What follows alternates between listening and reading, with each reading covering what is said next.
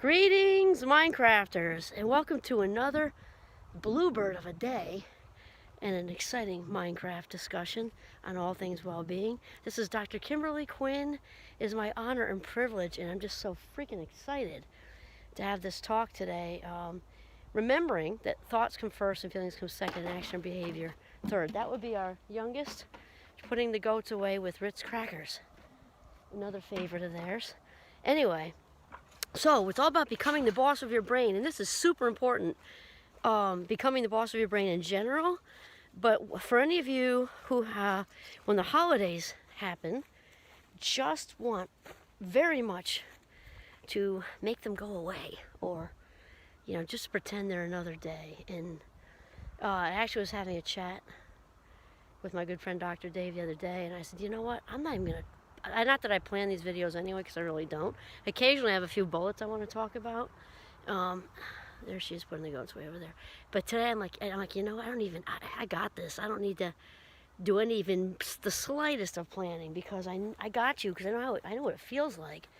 You know the backstory. I definitely know what it feels like. So, first of all, I guess what I want to say is, wow, an amazing blue sky. It's like not one cloud up there. Wow. Okay, the first one here is to give yourself permission to feel how you feel. Especially, I mean, that's true anyway, like in general, because no matter what mistakes you have made or people offended against you or whoever made whatever mistakes, even if it's severe, you have the right to feel how you feel. That's just how it is. I mean, that's, what it needs, part of what it means to be human is like my thoughts, my feelings, you can't take them. You can't take them away from me, and you have every right to feel how you feel. So, and this time of year has a lot to do with, often brings about, let's say it more eloquently and accurately, this time of year can bring about, elicit lots of feelings of guilt and shame. So it's super important to distinguish between the two, because guilt says, I made a mistake. It's an action word. Whereas shame says, I am the mistake. Far more toxic. Hanging on to guilt for a long time is also toxic. But the shame one, which I am the mistake, means feeling defective and flawed, like damaged goods. Like your spirit's Swiss cheese or something. That is just not true. Our spirits are perfect, living in this human existence of imperfection, right? And so give yourself permission. If you don't want to go to whoever's house, if you don't even have an option to go to anybody's house, and you're completely alone and you feel lonely, just own that. If you have a toxic situation you don't want to be a part of, don't be a part of it. Don't answer the phone either. Just don't unplug the drug. Just check out. It's totally okay to feel how you feel. If you're not welcome, acknowledge how that feels. If you've sort of assuming you're not welcome, but you don't really know because you're carrying around so much guilt and shame about mistakes or whatever like that, again, just really get real with yourself. What am I feeling? It's so important to actually sit with those and label them. Am I feeling lonely? Am I feeling angry? Am I feeling frustrated, sad, depressed, hurt, or some combination of those? Label it and feel it and wrap around it. Then it's like catch and release fishing. Because we don't want any of our life minutes going down the rabbit hole. So we're kind of acknowledging those feelings, yet not residing there.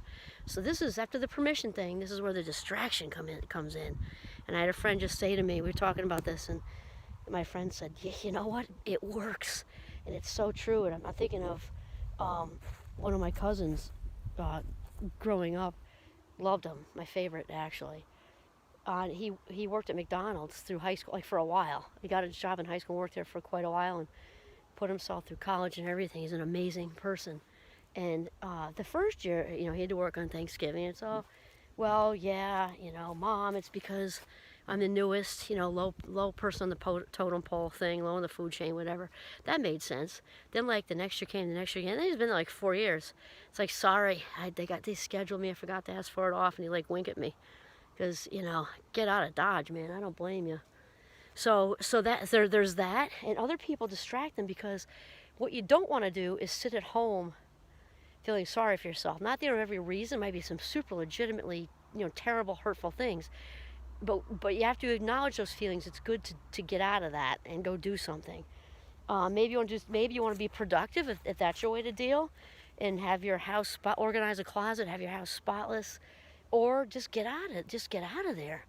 I would not suggest a hike in northern Vermont since it's rifle season, but if that's safe wherever you live, or go out and go out to do something, anything that's just fun to get out of there. Um, then another one, I have a bunch of friends who have similar, not really similar situations to me, but I guess maybe similar feelings, I guess. And some of them have created their own traditions, which is great. Great. We don't have to buy into all this, this, hopefully the wind isn't making a lot of noise on this. Anyway, buy into the, because family is literally marketed, which kind of turns my stomach.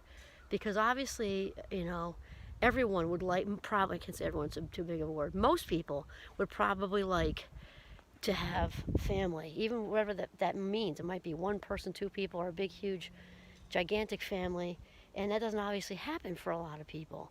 And so it's important to realize that all this tradition stuff that people are pushing, because here's the news, you can make a turkey any day of the week. It doesn't have to be on Thanksgiving once a year. That's just like ridiculous to even think that. I make turkeys a lot actually because they're economical. My family likes them. They're healthy. I make soup after, whatever. And you know what? If you want to have shrimp or steak or, a meatball sub on Thanksgiving because it's your own tradition, go for it. That's so important. Okay, so we have permission, we have distraction or keep busy. Set your own tradition, right? Especially with food, because Thanksgiving is an eating day. So you want to, and indulge yourself if you can. Jump into an apple pie and eat it all by yourself. Get a fork or like a huge, carton of Ben and Jerry's and just go to town, And then another thing is, I'll tell you, it ended up being, at that point in my life, the very best Thanksgiving I ever had in my life, which also goes kind of, I guess it goes kind of with the distraction piece, but it's also very Gandhi. And this is going to be a gigantic paraphrase, but Gandhi said something to the effect of, when you're feeling blue or down or whatever, get out and do something for somebody. Get out and do something for somebody. It can be something small, or it can be something huge. You can go volunteer at a food shelf, or there's so much need for volunteers right now. Or it could be something on a smaller level. You can just go out and you see somebody carrying heavy packages or something, just carry those. But I remember once at St. Mike's, and I didn't plan for this to happen, but I also don't believe in accidents. And I was a senior. I think I was actually my first senior year, so we'll call me a junior. And I was in the townhouses, and my very good friend Debbie Dew, her name's Debbie, but I called her Debbie Dew. She's still Debbie Dew. And Father Mike, two dear, dear friends. And I was up at St. Mike's on Thanksgiving, of course, because I wasn't going to head back into the toxic zone for sure. And she said to me, "Hey, Kim, what are you doing today?" I'm like, "What? Really? I mean, probably Burger King. How about you, right?" I was totally fine with it. In fact, if the skiing was open, then it's probably where I would have been. And then she said, I was way fine with it because even back then I was very okay with being by myself in a quiet living room. So right next door, she says, "Hey, you know what? Father Mike and I are putting on a Thanksgiving for people, local people who have nowhere to go." And I was like, "Cool." She's like, "We could use the help." I said, "Cool." And it was like the day of, literally. And they had all the tables set up in the townhousing. The townhouses at St. Mike's are nice senior housing. Still not, for this particular kind of event, not overly huge. They had made, Debbie Dew and Father Mike had made this incredible use of her living room. Not like 3 inches went unused. Tablecloths over folding tables. And then, we cooked and served, and that's what I did. I served, and then we had something to eat ourselves. We sat with people, and there's Hamlet. And I tell you, it was so fulfilling, so rewarding. I had no idea my day was going to unfold in that way. People were sitting next to each other, really, because we tried to squeeze as many as we could in there, with fantastic homemade turkey and all the trimmings and all of that. And all these people had nowhere to go, and they were all together. And I had nowhere to go either. I'm not different, right? So at that time, I had nowhere to go either. And and Debbie Dew wanted to stay for her own reasons. And oh my gosh, at that time, hands down, without question, it was the best Thanksgiving of my life up until that point. No question. Still to this day, it's one of them because two of my favorite people were there too. And I can't tell you what that, even though that wasn't the plan, like the plan was to just serve and help. And then I left there like flying on a cloud. It was just so good. So get out and do something for somebody, even if it's on a smaller level. Here comes Delaney. And then lastly is the gratitude thing. We've been talking about that. This is going to have a little bit of a different spin because we've been talking about how important it is each and every day, because it's actually a cognitive neurological thing. It's not just touchy-feely. Look at her playing with the goats. Oh, looks like she can't catch them. Oh, that's funny. So yeah, Hamlet's the older one. He's a little bit of a curmudgeon, but he's very cute. Yeah, so the gratitude thing today, when you want the holidays to be other than, just to go away or just to be another day, and they really are. It's a number on a calendar that's people created, right? I mean, without the calendars, it's like all about the sun rising and the moon and stuff. It's, you know what I mean? It's just up, down. Sun rises, sun sets, the moon for months and stuff. And that's how, obviously, people kept track of things before there were ever numbers written on a calendar. So the numbers on a calendar thing is kind of dumb. It is another day in reality. And every day can be Thanksgiving too if you're that person. But if you're not that person and you want the holidays to go away or just be another day and just kind of step out of the current of the whole thing, again, give yourself permission for that. And the gratitude thing, that's where I was going, a little squirrel there with Hamlet. It's good to pick something that's independent of the whole day if you want to.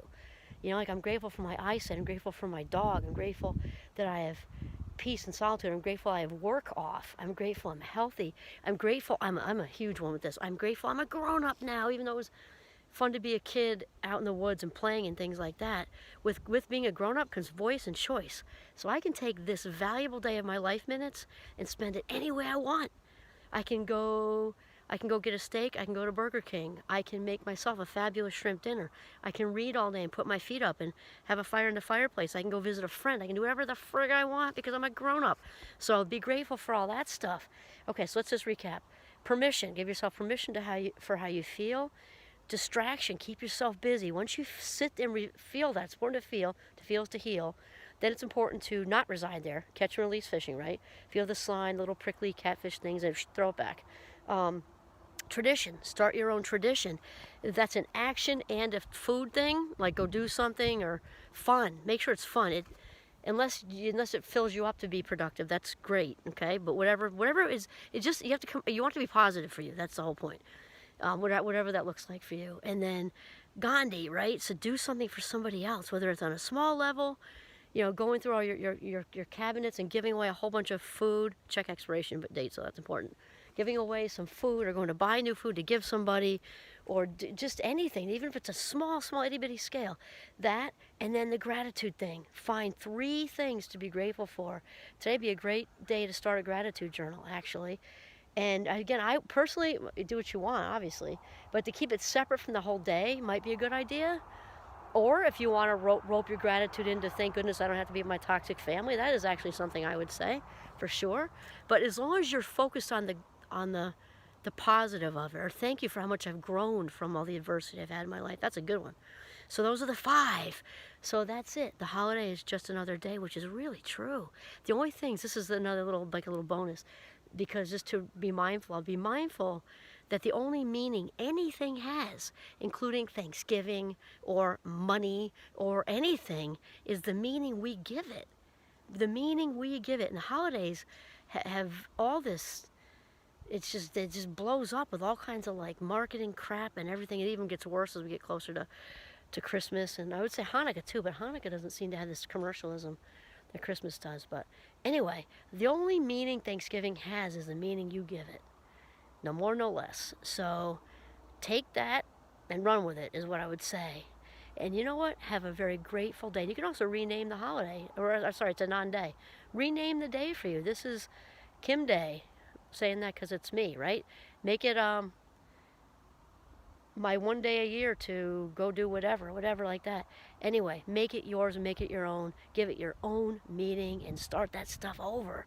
This is Kimberly Quinn signing off from Northern Vermont during rifle season still. Have a mindful, very freeing, grateful day.